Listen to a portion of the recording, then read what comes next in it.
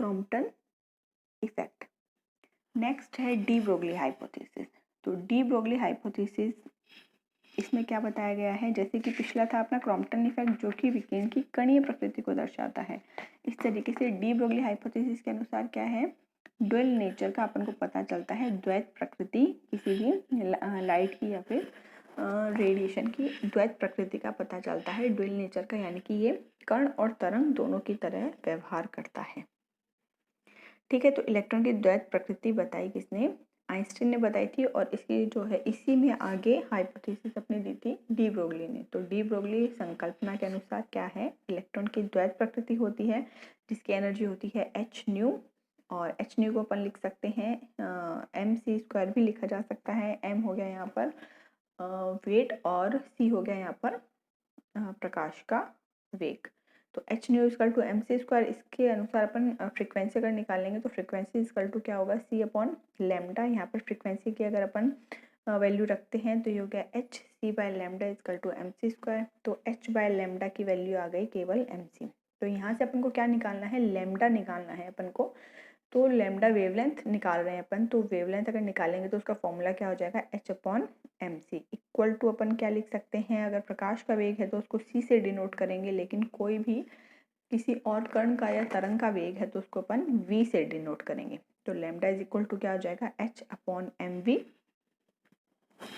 Lambda equal to हो जाएगा H upon M V, और एम वी जो है यहाँ पर संवेग है जिसको कि अपन पी से डिनोट करते हैं। तो लैम्डा इक्वल टू क्या हो गया, एच अपॉन पी। तो ये है डी ब्रोगली हाइपोथेसिस। इस पे छोटे छोटे न्यूमेरिकल्स आते हैं बहुत बार।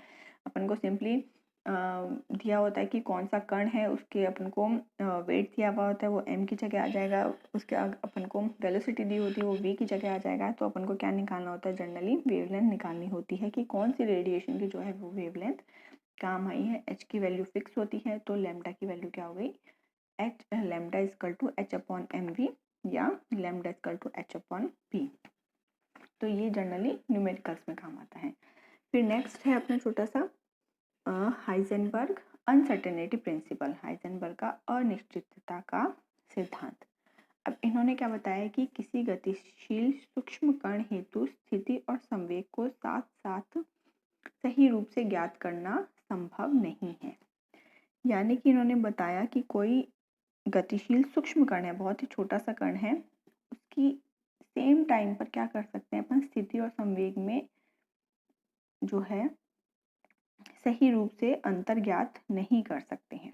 इसको आप इस तरीके से समझिए, जैसे कि अपने पास एक बॉल है, बॉल को अपन मूव करा रहे हैं, एक कोने से दूसरे कोने के अपन ने उसको मूव कराया, तो उसके अंदर क्या होगा, अगर बॉल बहुत फास्ट गई है तो उसमें क्या होगा, अपन उसकी स्थिति यानी कि वो एक सेकंड पर कहाँ है, उसी सेकंड पर वो कितने वेग से गति कर रही है, दोनों चीज़ें एक साथ ज्ञात नहीं कर सकते। चलिए मान लीजिए बॉल तो बहुत बड़ा अपना असेट हो गया, लेकिन बहुत सूक्ष्म कणों के लिए बताया गया है, जैसे यहाँ पर इलेक्ट्रॉन प्रोटॉन इलेक्ट्रॉन्स के लिए बताया गया है मेनली, या कोई भी कणीय जो अपने संरचना आती है फिजिकल केमिस्ट्री में उसके लिए बताया गया है कि जैसे इलेक्ट्रॉन है वो सेम टाइम पर, जैसे मान लीजिए सरफेस से निकल के वो अपनी गतिज ऊर्जा के साथ बाहर निकल रहा है, जैसे कि अपने फोटो इलेक्ट्रिक इफेक्ट में देखा। तो जो वो इलेक्ट्रॉन है अपन सेम टाइम पे क्या होता है, उसकी स्थिति और उसकी गति दोनों को उसी टाइम में ज्ञात नहीं कर सकते। या तो उसकी स्थिति निकालेंगे अपन या फिर उसकी गति निकालेंगे अपन एक ही टाइम पे, यानी कि एक ही सेकंड में अपन दोनों चीज़ें नहीं निकाल सकते हैं। तो ये उन्होंने क्या बताया कि कोई भी जो तरंग है वो क्या करती है, दोनों तरीके से व्यवहार करती है, कणीय और तरंग दोनों दिखाती है ड्वेल नेचर ऑफ लाइट, जैसे अपन ने बताया, लेकिन एक ही टाइम पर उसकी स्थिति और संवेग में अपन साथ साथ सही रूप से ज्ञात नहीं कर सकते। या तो उसकी अपन स्थिति ही निकाल सकते हैं उस सेकंड में, या फिर उसकी अपन गति या फिर संवेग ही निकाल सकते हैं। तो इन्होंने कहा किसी गतिशील सूक्ष्म कण हेतु स्थिति और संवेग को साथ साथ सही रूप से ज्ञात करना संभव नहीं है। और इन्होंने फॉर्मूला दिया delta x dot delta P. Delta x है यहाँ पर स्थिति में अनिश्चितता, ठीक है, और डेल्टा पी है यहाँ पर संवेग में अनिश्चितता। ये या तो बराबर हो सकती है या फिर ज़्यादा हो सकती है। एक कांस्टेंट दिया इन्होंने एच अपॉन 4 पाई। एच अपने वही प्लैंक कांस्टेंट है जिसकी वैल्यू होती है 6.62 इंटू 10⁻34 जूल सेकेंड।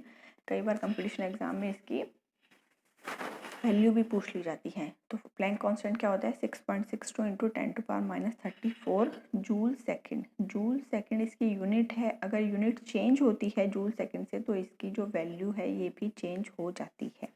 ठीक है, तो हाइजेनबर्ग का फॉर्मूला क्या हुआ, डेल्टा एक्स स्थिति में अनिश्चितता डॉट डेल्टा पी संवेग में अनिश्चितता, ये या तो बराबर होंगे या फिर ज़्यादा होंगे किस कांस्टेंट से, h/4 पाई। तो इस पर भी न्यूमेरिकल्स पूछे जाते हैं। सिंपल h/4 पाई की वैल्यू आपको कांस्टेंट है, ये तो आपको पता होना चाहिए। h की वैल्यू आपको पता है, पाई की वैल्यू 3.14 होती है। और अगर आपको स्थिति में अनिश्चितता दे रखी है तो आपको डेल्टा पी पूछ लिया जाएगा, और डेल्टा पी दे रखा है तो आपको डेल्टा एक्स पूछ लिया जाता है।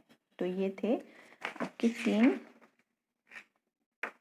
तीन चीज़ें हो गई इसमें। क्रॉम्पटन इफेक्ट हो गया, डी ब्रोगली हाइपोथेसिस हो गई, और हाइजेनबर्ग अनसर्टेनिटी प्रिंसिपल या फिर अनिश्चितता का सिद्धांत। नेक्स्ट अपन पढ़ेंगे श्रोडिंगर वेव इक्वेशन।